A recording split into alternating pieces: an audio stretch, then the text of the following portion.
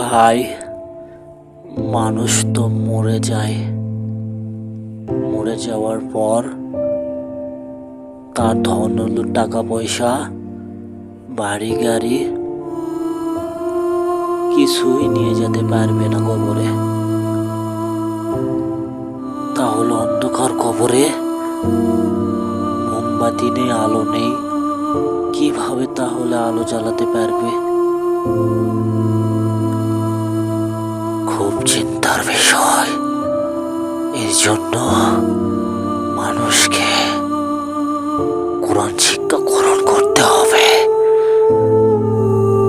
মানুষকে কোরআন পড়তে হবে।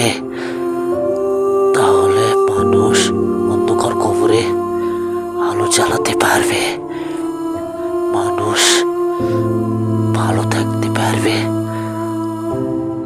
মানুষ খুব শান্তিতে ঘুমাতে পারবে।